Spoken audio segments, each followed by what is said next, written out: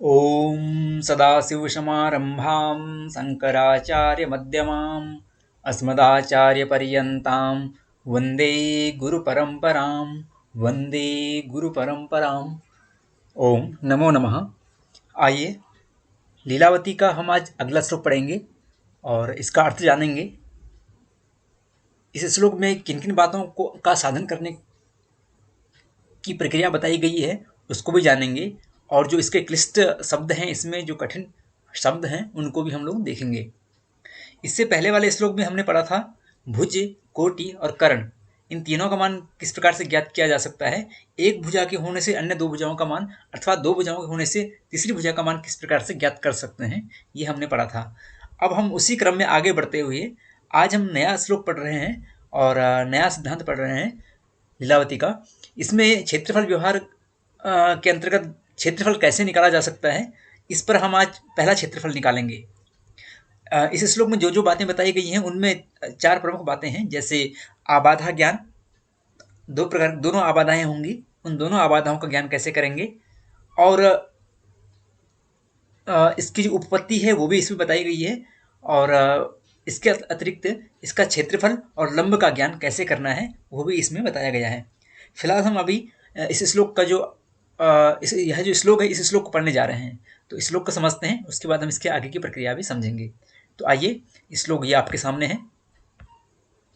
श्लोक है त्रिभुजे भुजयोर्योगः तदंतर गुणो भुवा हृतो लब्ध्या द्विष्ठा भूरूनयुतः दलिता अबाधे तयो स्यातां स्वबाधाः भुजकृत्योरन्तरां मूलं प्रजायते लम्बः लम्बगुणं भूम्यर्धं स्पष्टं त्रिभुजे फलं भवति। अर्थात कहते हैं त्रिभुजे भुजयोर योगः, यहाँ पर कोई त्रिभुज है, उस त्रिभुज की हमें लंब भी निकालना सिखा रहे हैं, और उस त्रिभुज के द्वारा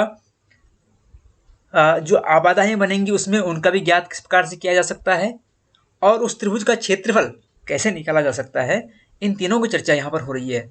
तो सबसे पहले हम इसकी प्रथम पंक्ति देखते हैं, जिसमें कहते हैं कि आबाधाओं का ज्ञान कैसे किया जा सकता है।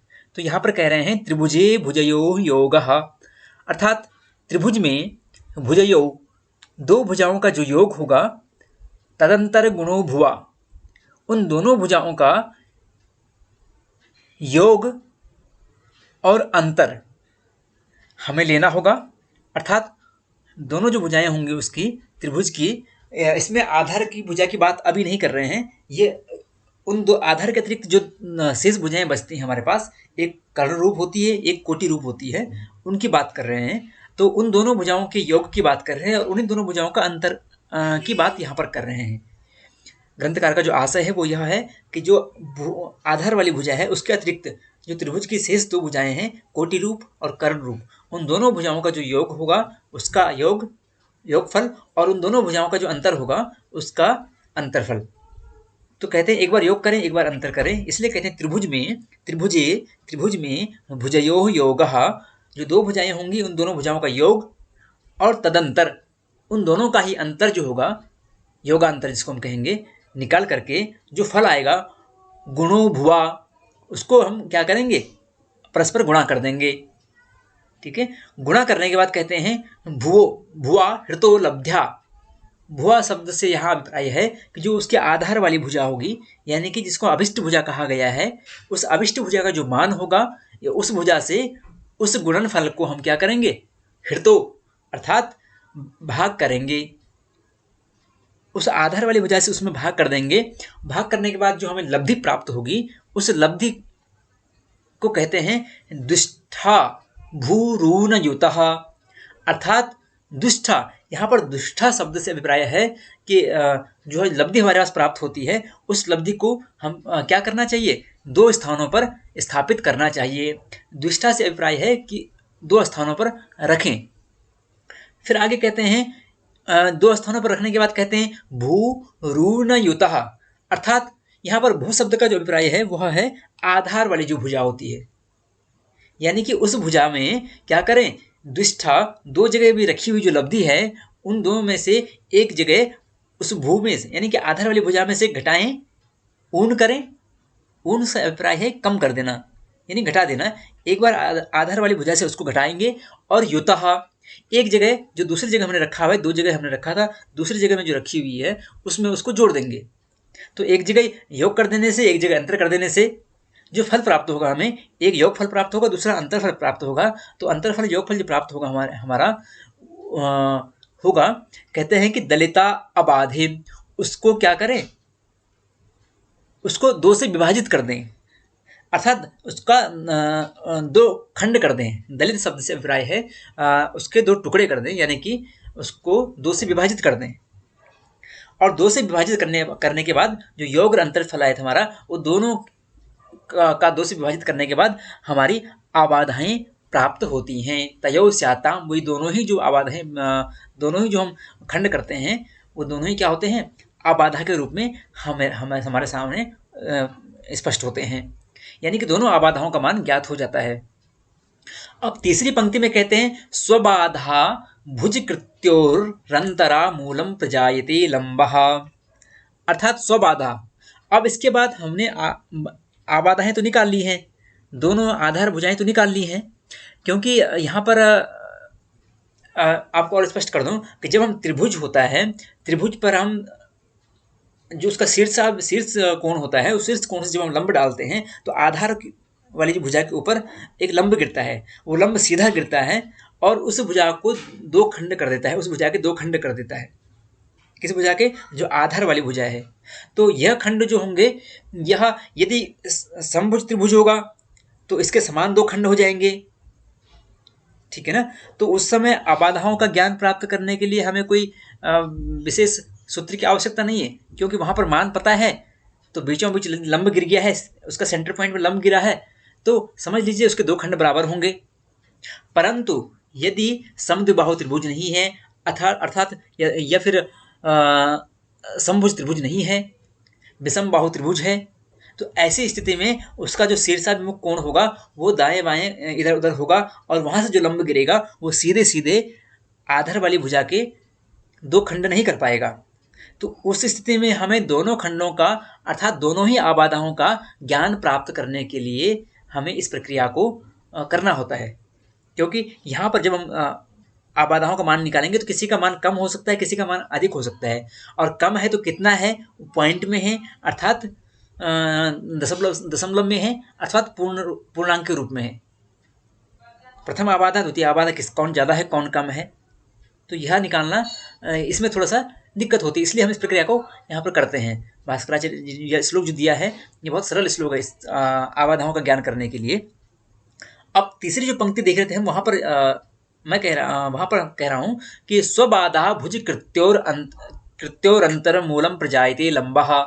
अब इसमें लंब का ज्ञान करने की बात कह रहे हैं, क्योंकि लंब तो दोनों ही, जब किसी त्रिभुज के शीर्षाभिमुख कोण से कोई लंब गिरता है तो वह उस त्रिभुज को 2 भागों में बांट देता है। तो 2 भागों में बांटने पर उसके आधार पे आबाधाएं भी 2 हो जाती हैं, और ऐसी स्थिति में कहते हैं जिस वह लंब जो होता है वह उभयनिष्ठ होता है। दोनों त्रिभुजों के लिए वह लंब जो होता है वो उभयनिष्ठ भुज होती है। इसलिए कहते हैं आप किसी भी त्रिभुज से निकालिए, ठीक है ना, लंब का मान समान ही होगा, ठीक है ना। तो कहते हैं कि स्वबाधा, इसलिए कहते हैं स्व शब्द यहाँ पर आया है। स्व शब्द से अभिप्राय है कि जिस त्रिभुज से निकाल रहे हैं उस त्रिभुज की उसी बाधा को निकालने के लिए उस त्रिभुज की उस आबाधा को ले लेंगे, क्योंकि आबाधा का मान हमने अभी भी निकाला, ऊपर 2 पंक्तियों में बता दिया गया है कि आबाधा किस तरह निकालनी है। जब आबाधाओं का मान निकल गया है तो आबाधाओं का मान निकालने के बाद जिस आबाधा को लेंगे आप उसकी ही भुज लेनी होगी, और उस आबाधा का और भुज का कृति कर लेंगे, अर्थात हम उसका वर्ग कर लेंगे, और वर्ग करने के बाद उसका भुज कृत्योर अंतर मूलम प्रजायते, अर्थात उसका हम भुज कर लेंगे और उन दोनों का अंतर कर लेंगे। किस किस का, स्व बाधा जो अपनी आबाधा है उसका, और उसका जो कर्ण रूप भुज होगी, दूसरी वाली भुज जो कर्ण रूप होगी उसका, उन दोनों भुजाओं का हम क्या कर लेंगे, कृति ले लेंगे, अर्थात वर्ग ले लेंगे। और वर्ग लेने के बाद कर्ण वर्ग में भुज वर्ग अर्थात आबाधा वर्ग को घटा देंगे, तो हमारे पास क्या निकल के आ जाएगा, लंब वर्ग आ जाएगा। और लंब वर्ग जब हम मूल लेंगे, पदम ले लेंगे उसका, प्रजायते लंबः, तो लंब का, वास्तविक लंब का ज्ञान प्राप्त हो जाएगा। अब कहते हैं चतुर्थी जो पंक्ति है यहाँ पर, चौथी पंक्ति में देखते हैं, कहते हैं कि यहाँ पर क्षेत्रफल किस तरह ज्ञात करें। अब ऐसे त्रिभुज का क्षेत्रफल ज्ञात करने की विधि यहाँ पर एक लाइन में बता दी गई है, केवल एक पंक्ति में बता दिया है, चौथी जो पंक्ति है उसमें बता दिया है। कहते हैं लंब गुणम भूम्यर्धम स्पष्टम त्रिभुजे फलम भवति। लंब गुणम, किसी भी त्रिभुज की लंबाई, त्रिभुज का क्षेत्रफल यदि निकालना हो हमें, या संपूर्ण त्रिभुज का क्षेत्रफल निकालना हो हमें, तो क्या उसका सूत्र है? तो कहते हैं लंब गुणम, यानी उसका जो लंब निकाला है हमने अभी, वह लंब की भुजा का जो मान है उसको ले लेंगे और उसका हम किससे गुणा कर देंगे? आधार वाली भुजा से। भूम्यर्धम, भूमि अर्थात जो उसके आधार वाली भुजा होगी हमारी, उससे हम क्या कर देंगे? उसका, उस भूमि से गुणा कर देंगे। लंब गुणम भूम्यर्धम, और भूमि से गुणा करने के बाद अर्धम अर्थात उसका हम आधा कर लेंगे, यानी इसको 2 से भाग कर देंगे। तो स्पष्टम त्रिभुजे फलम भवति, वह त्रिभुज का स्पष्ट क्षेत्रफल होता है। ठीक है ना? तो वह त्रिभुज का स्पष्ट क्षेत्रफल हो जाएगा। इस प्रकार से हम इस त्रिभुज के, इस श्लोक के माध्यम से, 17वें और 18वें श्लोक के माध्यम से हम 4 चीजों का ज्ञान कर सकते हैं। क्या? सबसे पहले पहली आबाधा और दूसरी आबाधा, दोनों आबाधाओं का ज्ञान किया जा सकता है। उसके बाद लंब ज्ञात करने की प्रक्रिया भी इसमें बता दी गई है। और चौथी बात यह है कि इसका जो क्षेत्रफल होगा उसको कैसे ज्ञात करना है, तो उसका भी यहाँ पर उसकी भी विधि यहाँ पर बता दी गई है। तो इस श्लोक में हम 4 चीज़ों का ज्ञान कर सकते हैं आसानी से। अब इसका जो हिंदी भावार्थ है वह भी आप देख सकते हैं। इसका सरल शब्दों में कहते हैं कि त्रिभुज की जो 2 भुजाएं होंगी उनके योग को उन्हीं दोनों भुजाओं के अंतर से गुणा करके आधार वाली जो भुजा होगी, यानी तृतीय जो भुज होगी, ठीक है ना, उससे भाग देने पर जो लब्धि प्राप्त हो उसे 2 स्थानों पर रखकर एक स्थान में क्या करें? आधार से घटा दें उसको, ठीक है, और आधार में घटाकर उसका आधा करने से, तथा द्वितीय स्थान में आधार से जोड़कर आधा करने से क्रम से दोनों ही आबाधा आ जाती हैं।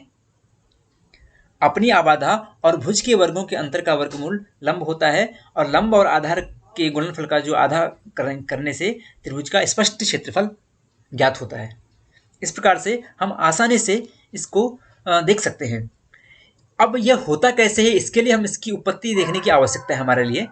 इसकी उत्पत्ति में आप समझेंगे इसको कि यह जो सिद्धांत बनाया गया है ये किस आधार पे है। इसके लिए उत्पत्ति देखेंगे इसमें तो और स्पष्ट हो जाएगा, क्योंकि यह हम रेखा गणित में भी पहले पढ़ चुके हैं। रेखा गणित में हम लोग जैसे पढ़े थे ठीक उसी प्रकार से यहाँ पर वो लागू होता है। अब इस वीडियो को यहाँ पर रोक देते हैं ताकि यह बहुत लंबा ना हो। इस वीडियो में इतना ही जानेंगे कि यह जो श्लोक है, इस श्लोक का अर्थ क्या है, इसका हिंदी भावार्थ भी समझ लिया, और इस श्लोक में क्या बताया गया है वो आपने समझ लिया। अगला जो हम वीडियो बनाएंगे या अगला वीडियो देखेंगे उसमें हम इसकी उत्पत्ति को अच्छे समझेंगे, क्योंकि वीडियो बहुत लंबा हो जाएगा, उत्पत्ति काफ़ी लंबी है इसकी। तो इसको यहाँ पर रोकते हैं और अगला वीडियो देखते हैं, उसमें हम इसकी उत्पत्ति को विस्तार से समझेंगे। तो तब तक के लिए नमस्कार, नमो नमः।